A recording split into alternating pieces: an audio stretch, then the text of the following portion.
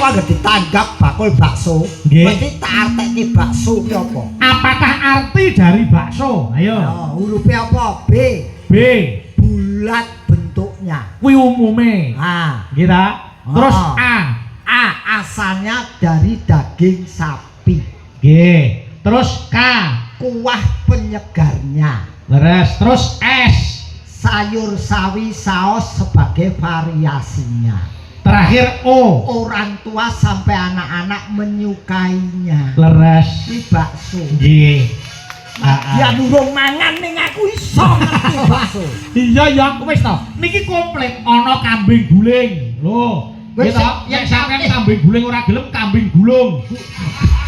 Kowe nek wedhus gulung dipangan. Lah suci. Bar mangan kambing gulung setruk e. Terus sate ayam, ya ta? Akeh banget lho. Pancen ngene lho, pun dadi unen-unen seniman ki nek mulya ya kaya raja, nek sengsara sak ngisore kere.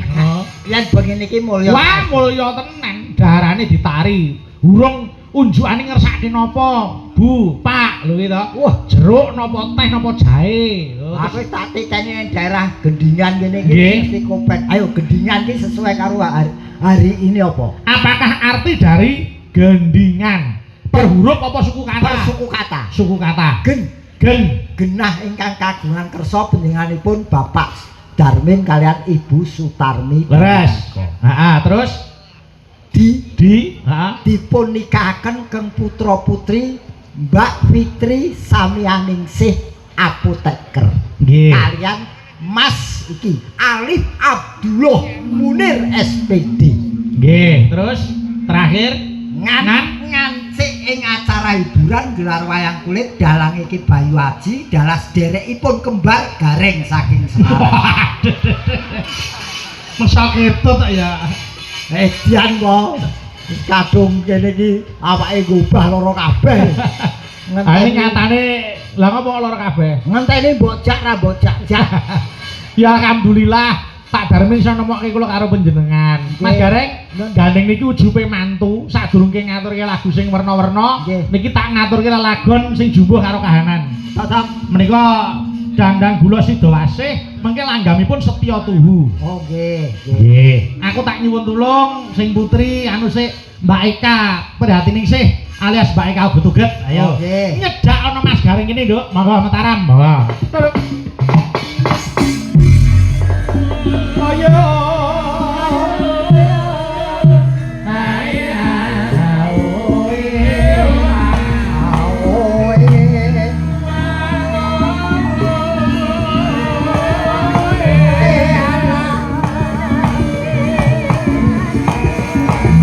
Larak disampe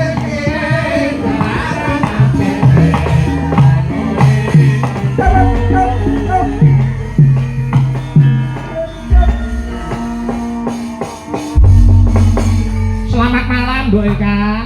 Nggih, selamat malam Biung Mbak Yuli, Bu. Alhamdulillah, aku karo kowe nuwuni dawuh Bapak Darmin Sumanana Gendingan Widodaren Ngawi ya, Ngger. Pangestunipun saged nderekipun panjenengan, Biung. Nggih. Iki kagungan kersa apa, Pak Darmin? Nggih, menika apa? Peresmian gedung kok nggih. Kowe iki jane melek apa merem nggih mau kok. Anu nggih, dicaranipun menika mantu. Nah, mantu. Lah kula nyawang niki omah gedene kayane tarno peresmian gedung pertemuan ngono. Oh, iki daleme Pak Darmin. Lah nggih kados gedung pertemuan. Kowe ngerti Mas Gareng? Napa panjenengan ngertos mboten mantene wau wah dilenggahke ning dhuwur kono mau. Lah, aku mau timbali munggah rono foto karo mantene ning kono kae. Wajan kaya ning negara Ngamarta ya. Mula diarani Kaya omahku manten kuwi raja dan ratu sehari ya bengi iki lho. Nggonku ya ngene iki Pak Dik. Apa? Pagupon ning dhuwur omah. Mula nek sing jenenge manten kuwi nggih raja sedina, ratu sedalu. Nggih to. Engko nek wis mantene rampung mlebu kamar, lah kuwi maratuwane wae nek mlaku ora kena mbrebeki, metu ngarep kamare kudu mlaku sing alon-alon. Mbak mbrebeki mantene. Kok beda karo maratuaku ya? Lah ngapa? Aku kae malam pertama maratuaku lewat ngarep lawang ndang gede-gede. kok ndang genti-genti. Kamare gentenan. Kamar maratu aku kuwi gentenan ngono lho. Wong kuwi jeli ora tertib ya. Lah nek nopo kamare go siji kok. Tak go malam pertama iki maratu aku lewat ndang genti-genti. Lah mbok pantune iki ngalah ning pos satpam apa ning pos ronda. Maksamu manten kecekel kowe. Ora tanggap ya, Kak. Nggih, Pak Dik iki ya ndek bojo. Lah ya duwe kuwi wong lumrah kok. Bojomu ya. Apa ramuan samu koyo ngene iki ora ono sing kolu ngono. Ya maksud aku nggenane wong yo sik ketok enom ngono lho. Lah ya arep kaya bokong dicet nih ya tetep duwe bojo to, Kak. Kok sik bokong ki wis bentuke ra nganu lho kok iso dicek. Ya tetep duwe bojo to, Kuwi Kak. anggere wong wedok yang pawakan sak gakel jati omongane atos. Aja ngono ta. Lho wong iku duwe bojo. Duwe. Aku yo gor tekok yo ndek bojo. Duwe. Yo wong. Ya udu. Ya genaku kok. Ya kaya menggenake kok. Kae turunan cempe. Lah bude gareng iki hebat lho. Hebate apa, Kak? Wah gedhi dhuwur. Oh iya. Lemu putih nih kok. Oh, sikile papat to. Kuwi sampeyan pas nuntun sapi. Iya. Aku pemora kesuwen ra melu koeno aku mulih. Aku saking kangenku karo Bayu lho tak rewangi kaya ngene kok ngene. Aku ki lewat aku jane lewat dalan kene iki ana sing tak traumani lho. Apa masing trauma? Pratah nggon bantingan kene iki. Mantingan. Aku wis tau kebanting-banting ning kono. Wis saiki wis halus dalane kok ya. Mobilku remuk ning kono ning cedhak pos apa ketimbang kono. Kak.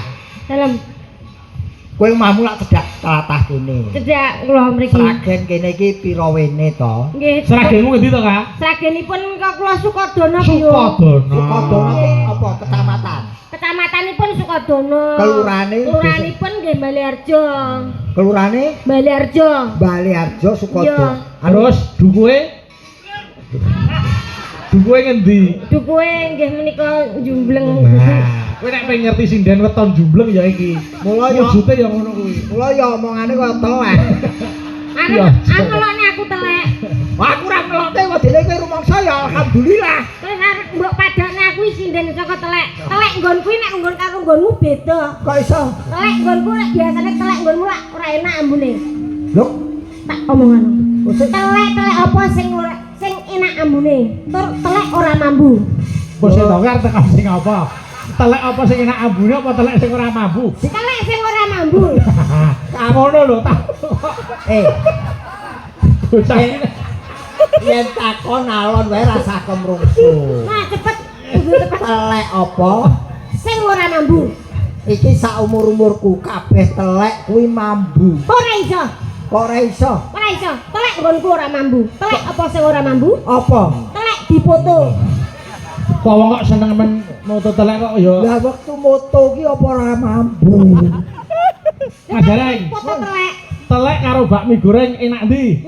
Iki meneh iki lucu pertanyaane. Yo enak bakmi goreng. Oh, berarti wis tau mangan telek. Mergo iso mbedake. Yo, lah kaya ora kelingan genahke sak petutuk kebul karo kowe lho. Mangane bareng kowe. Wah, aku Bami karo telek. apa ora ono sing dirembuk liyane telek. Ora ngene yo, saiki nembang sik. Ngadeg ki nembang ora. Ayo, Mas Gareng tak aturi makili mantene lanang. Dandang gula Sidowasih makili Mas Abdullah. Ayo. Roman kali Mbah niki. Kowe gandrungan karo Anane iki. Ayo. Aku nembangi kudu hati-hati. Kudu swaraku tak apike. Mergo ditunggoni vokalis Gigi. Iki Arman. Kale. Ayo, ditembangi sik. Monggo. Sidowasih Mas Gareng gandrungi ka. Monggo. Ya Mas Gareng. Monggo. Madhepe rene to. Ya cara mono madhep rono lagi ngeti pemandangan. Oh iya. Madhep rono ya gumuh aku. Maksudnya kan. Wong ayu. Pamintaku. Lah ya arep njaluk ning wong ayu. Ya, ya wis. Meh padha sale. Heeh. Pamintaku.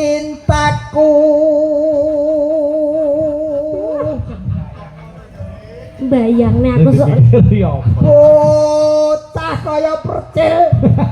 Nimas Sidowasih. Lah umpet wae roman ki sing tenan. Sing wedok ki anteng ngono. Dadi sing lanang men ora gila. Ayo. Karo bojone kok gila. Iya. Mas doase. Aku sok mbayangne. Apa ya? Aku cilik cendik ireng ngene bojoku putih sun anak-anak kaya telek cecek berarti. Iya, ireng karo putih. Hano. Ayo. Apa ya iki? Omong sik aku yo lali. Atut runtuh. Wis tuwek, lalen, tekok ora. Aku urung lupa iki aku. Atut runtuh tansah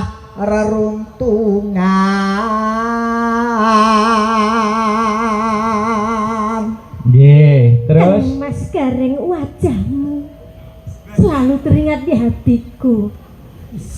Pipimu nan indah, hidungmu yang mancung, bibirmu pink dan matamu Dhewe iki.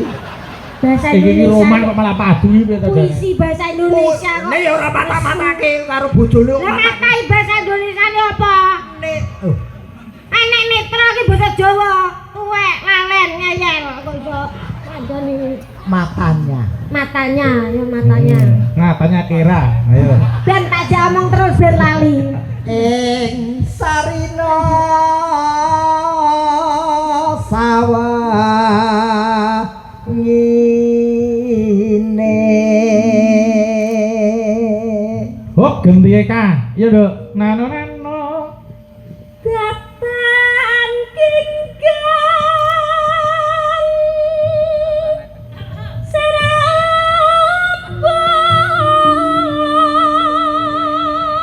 serapon. Iya Kakang Mas. Sing di omah ana apa ora? Ada rombong. Kek njaluk kono nggo mangan bayu.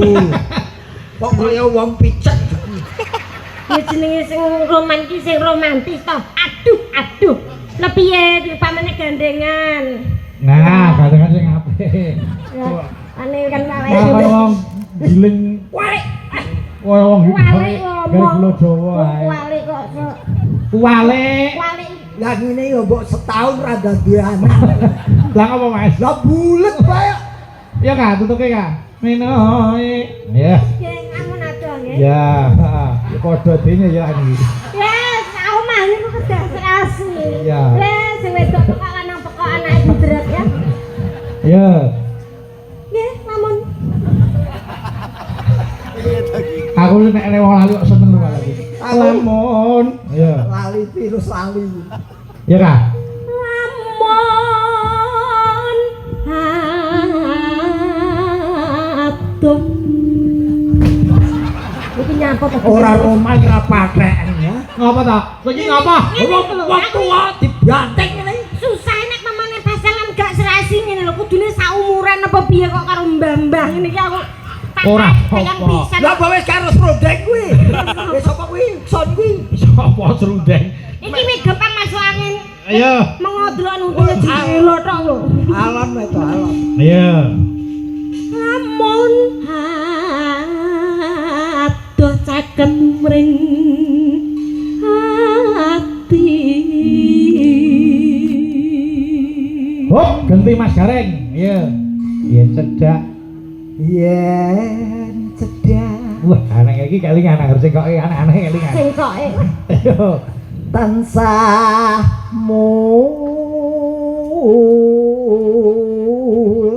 mulat. Hop, sauteka. Sida geneping telung kasun aku mendung iki lho. Salah iku buk dhewe kok. Menoe. Ayo. Sida asih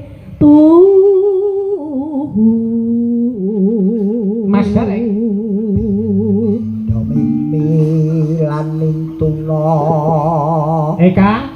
Hayo bareng Kang Mas ana tepi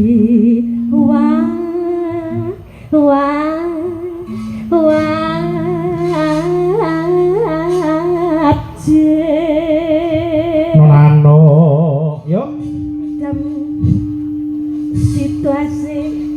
asep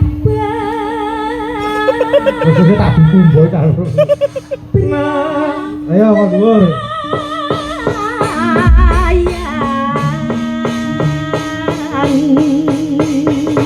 Monggo langgame setya tuhu. Ya, Nduk, Nduk Eka diwiwiti. Monggo. Ya, Nduk. Aku kan setya satu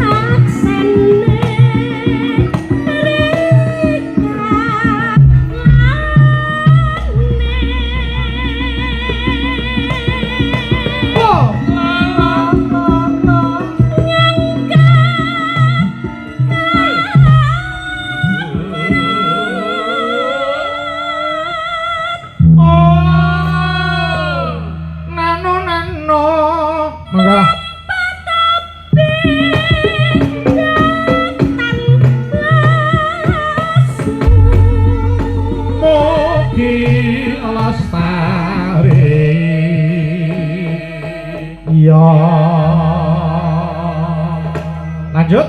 Mugian tok berahing widi nanti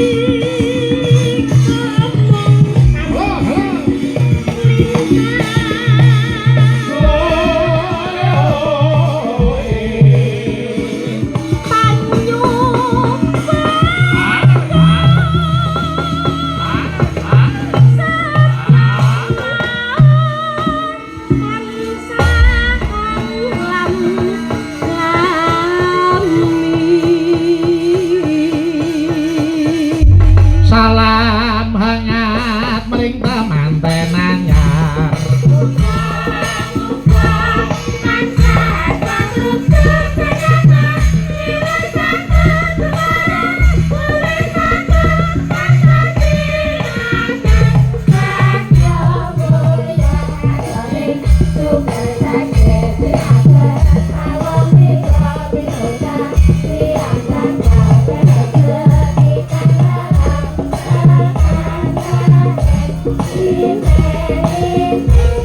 Dua kali.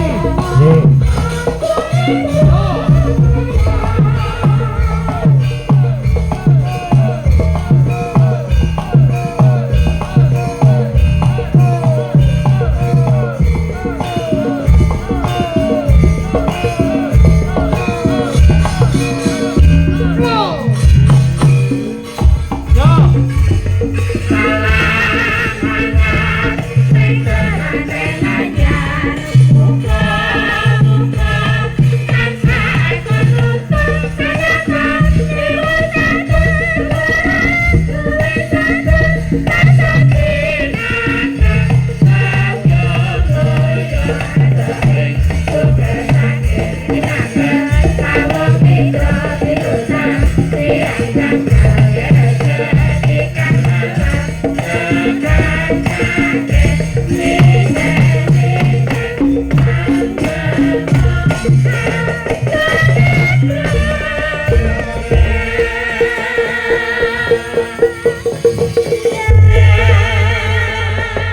Mugi-mugi temanten